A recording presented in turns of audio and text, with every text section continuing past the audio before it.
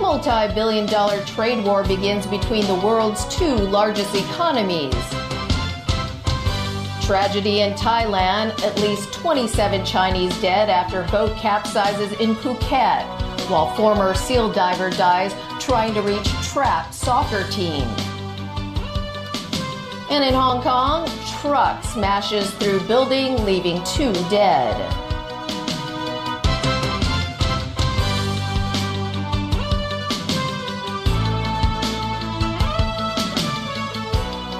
Good evening and welcome. The first shots of a budding trade war between the world's two biggest economies were fired earlier today. Beijing has taken retaliatory steps and also accused Washington of starting the largest trade war in economic history. Meanwhile, Premier Li Keqiang said during a trip to Bulgaria that no one will gain from a trade war.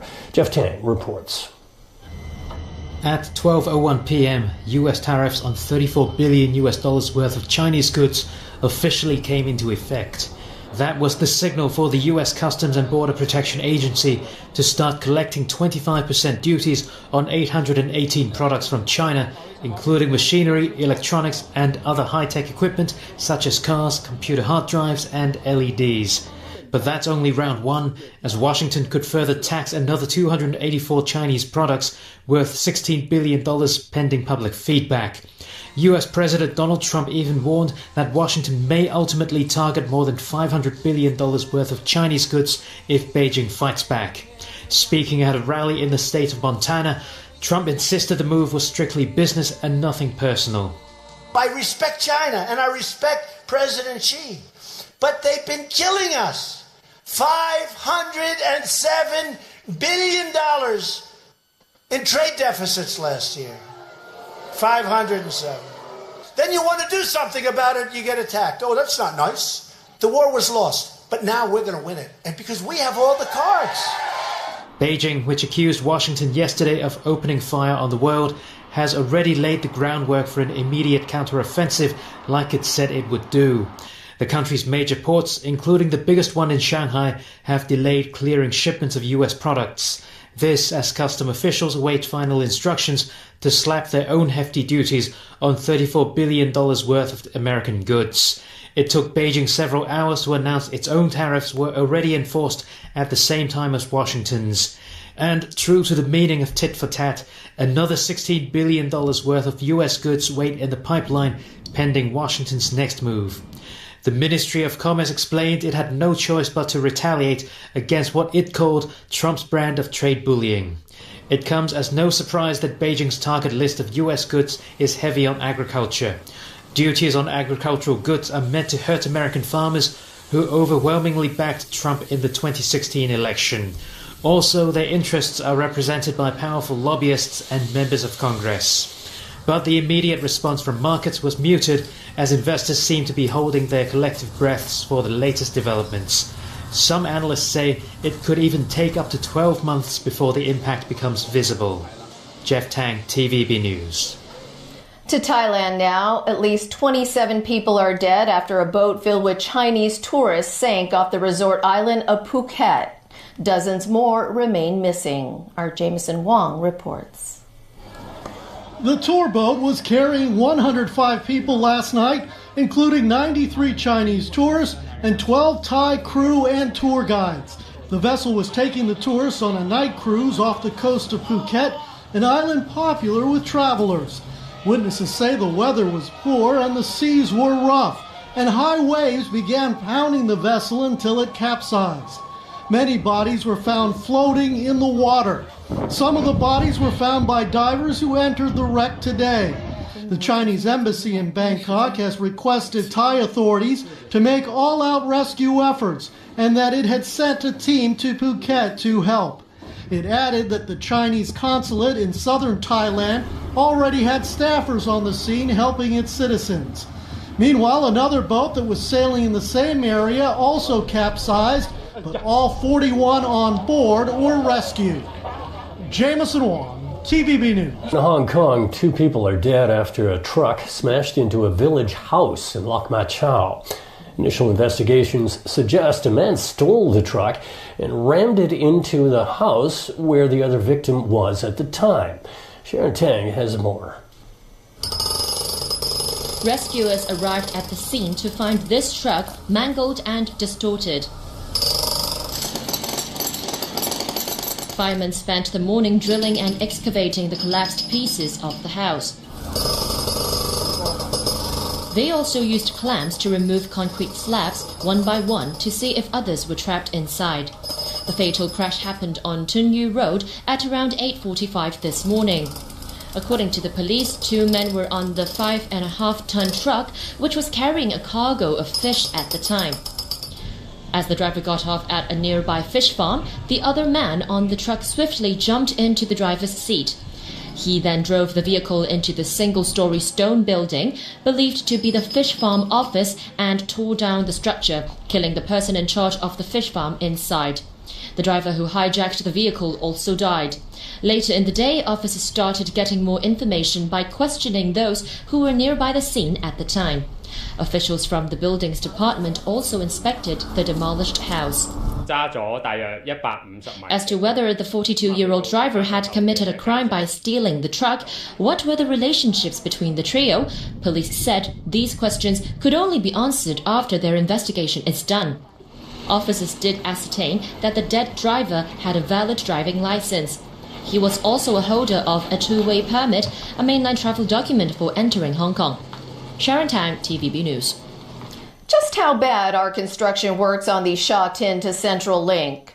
Bad enough for lawmakers to accuse the MTRC of a total collapse of its supervision mechanism and calling its management a mess. Elmi Lung reports. MTR Corporation executives briefed legislators on remedial works on the Sha Tin to Central Link. But why? At To Kwa Wan Station, concrete works were not performed according to approved drawings and some of the reinforcement was removed. The contractor Samsung Hing Chong also failed to inform the rail operator it trimmed bits of a wall that bulged out up to 50 millimeters. In the case of To Kwa Wan Station with the rebar removal, that is an error, and we obviously have already put in our remedial proposal and are eager to fix the problem. Exhibition Centre Station in Wan Chai also needs fixing after the contractor dug deeper than allowed. Despite repeated requests from the MTRC, no representatives from Leighton China State Joint Venture attended this morning's LegCo special meeting. MTR executives stressed the overall structural safety of both stations have not been compromised, but apologised all the same. We apologise for the errors in terms of reporting and the issues with regards to inspection. That is something that we very much regret. There was another apology from MTR's Projects Director Phil Ko Wong. Except him. MTRC Chairman Frederick Ma only admitted to inadequacies as a review on its internal and external mechanism is underway. Leighton has never said a word on the matter, and MTR's management is outrageous and in a mess. Will the management fee be deducted? Is it worth paying it $1 billion per year? It is not worth paying them. There is cost overrun and there are faulty work. By a vote of 9-7, subcommittee members passed a non-binding motion urging both Transport Chief Frank Chan and the MTR chairman to step down.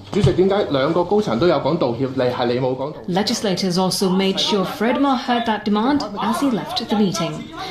Elmi Long, TVB News. Well, there's some hope in recovering some of the goods in Sunday's $23 million robbery in Tsim Sha Tsui.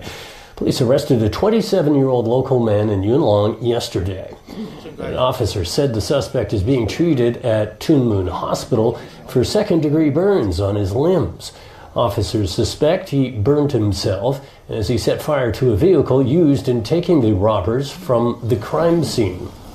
3 men took away more than $20 million worth of luxury watches and jewelry from a Tsim Sha Tsui shop on July 1st. And still to come in our newscast, Chinese university researchers develop a helping hand for those suffering from a stroke.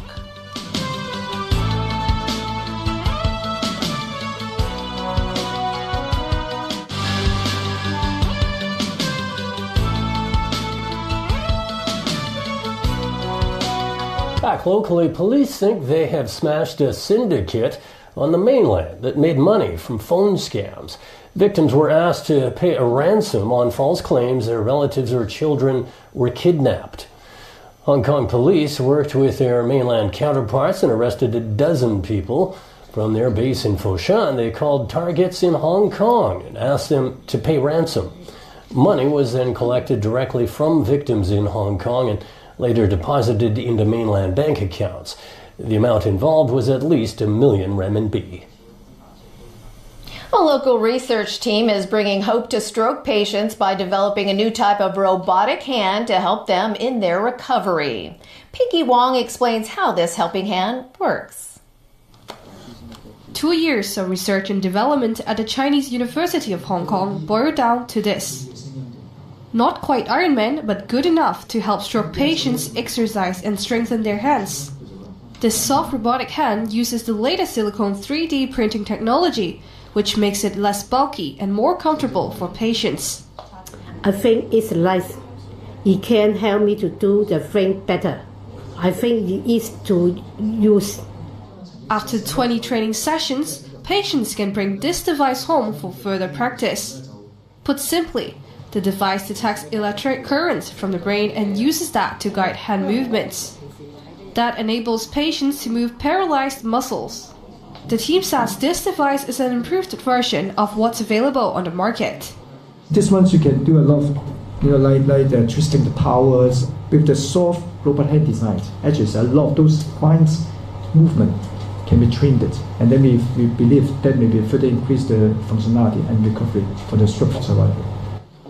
The weight of this robot hand is around 100 grams, which is 7 times lighter than the older metal version.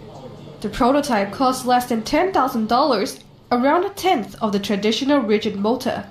Another upgrade is that its size can be customized to suit different patients' needs. So far, 10 people have participated in a clinical trial to test this soft robotic hand, but the research team is hoping to recruit 30 more patients. Pinky Wong, TVB News. Hong Kong International Airport turns 20 today. Here's how airport and airline staff marked the occasion.